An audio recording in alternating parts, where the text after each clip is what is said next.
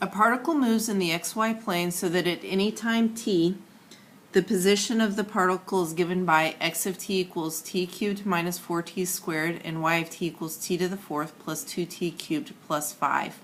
We're being asked to find the velocity and acceleration vector at t equals 1 and to write the equation of the line tangent to the graph when t equals 1.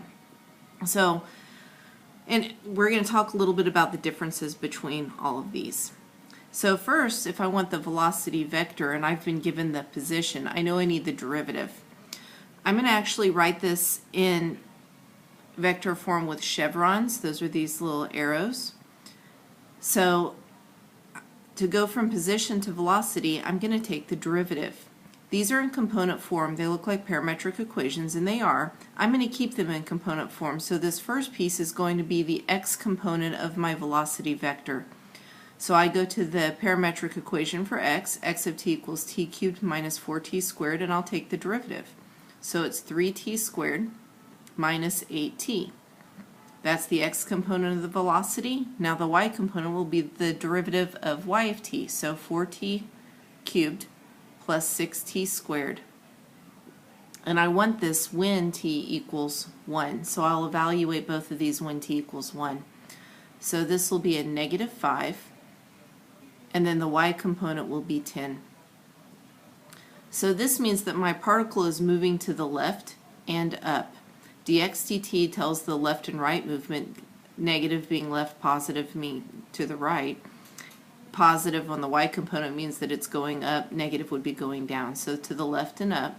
So I know that it's going at an angle about like that. Okay, find the acceleration vector when t equals 1. So to go from velocity to acceleration, I'm just going to take the derivative one more time. I'm going to keep this in the chevron form, and if these were on the same problem, I'd be very careful to note that this was the velocity and this is the acceleration.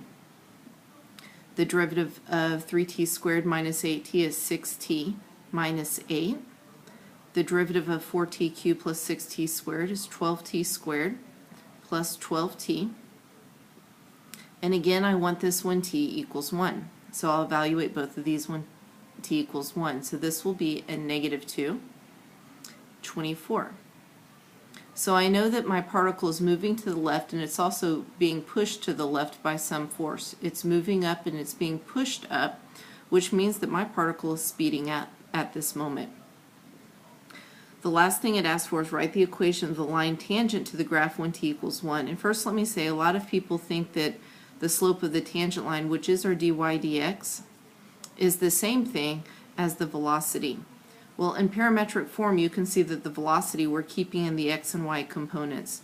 This is just the slope of the particle's path.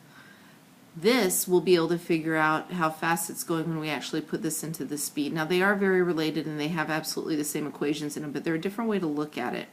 So this will tell you the velocity at any moment, the x component and the y component. This tells you the slope of the path of the particle. Let's say the particle was moving along like this. The dy dx is the slope of the tangent line. It doesn't actually say how fast the particle was going at any one moment. It's just the slope of its path. So we know dy dx equals dy dt over dx dt. And we want that when t equals 1. Well, we've already found that up here, and these are related. This is dy dt when t equals 1, and this is dx dt when t equals 1. So this will equal 10 divided by negative 5. So our slope equals negative 2. To find the actual point where our particle is, you go back to the original parametric equations.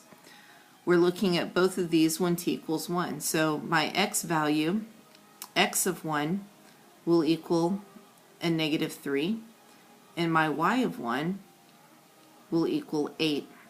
So I know the equation of the line tangent to the curve is y equals negative 2, x plus 3, since it's been shifted to the left here, 3, plus 8. And that's the equation of the line tangent to the curve.